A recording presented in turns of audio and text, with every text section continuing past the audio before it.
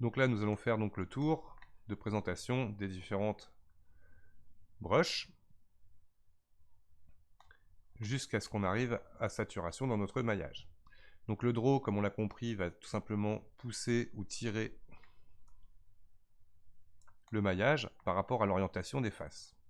Le draw sharp va venir un peu pincer d'une certaine façon le maillage. Et on constate qu'on ne peut dessiner pour l'instant qu'avec la résolution que l'on a actuellement. On ne pourra pas vraiment rentrer beaucoup dans les détails. Shift est important à comprendre. Quand on appuie sur Shift, automatiquement on va lisser.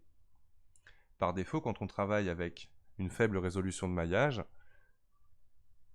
il faut savoir que quand on appuie sur majuscule, on utilise en fait la fonction Smooth, lissage, qui par défaut a une force, Strength, à 0,7. Donc là, je vais baisser par exemple à 0,3 et quelques.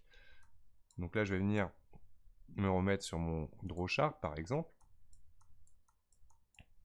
Et si je fais majuscule, on voit que ça va être plus doux. La possibilité donc de travailler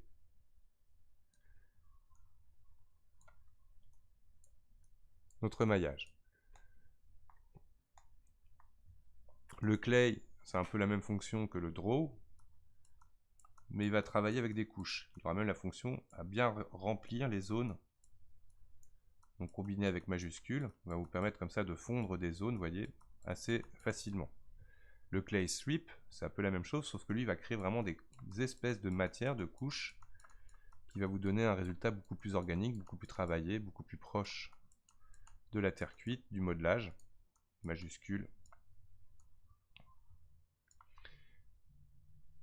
Je l'ai mis là, autant l'utiliser. Toc. Le clay thumb, c'est en fait c'est comme si vous poussiez avec votre doigt pour travailler, identique. Le layer va vous permettre de créer une couche supplémentaire, vraiment comme s'il y avait un rajout de matière. Hop. Là, si je veux venir fermer, je vais prendre par exemple le clay, voilà, qui va me permettre de faire l'effet. Inflate va vous permettre de gonfler des zones. Le blob directement de sortir, donc il est très intéressant par exemple pour faire des globes oculaires, et d'un coup je vais recréer à l'intérieur un maillage. Mais là on va constater quelque chose d'important à comprendre,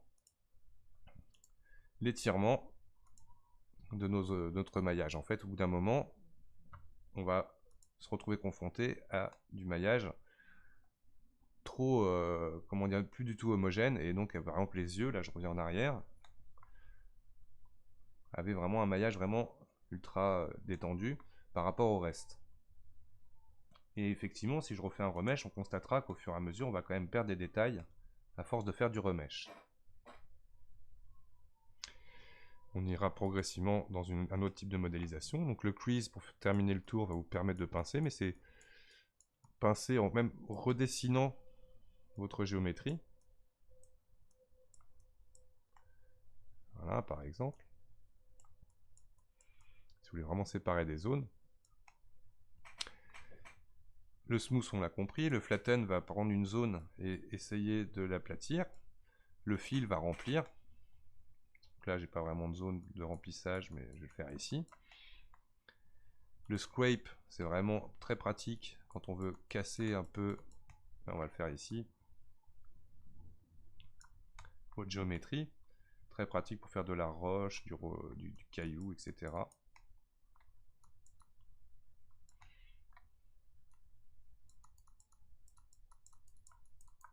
Et ainsi de suite. On va faire à nouveau un remesh. Donc le principe au départ, c'est d'arriver à trouver. Alors le multiclé, je vais terminer quand même le tour. La forme générale que vous voulez sur votre géométrie.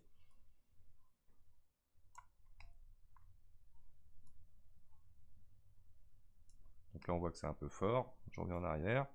Ou un coup de majuscule pour venir lisser tout simplement l'arête pincée qu'il y a ici. Le pinch, donc lui va me permettre de pincer une zone. Donc le grab, on l'a vu tout à l'heure. L'élastique déforme aura l'intérêt d'être très pratique pour remettre toute une géométrie en place, pour travailler des proportions de manière beaucoup plus élastique, comme son nom l'indique.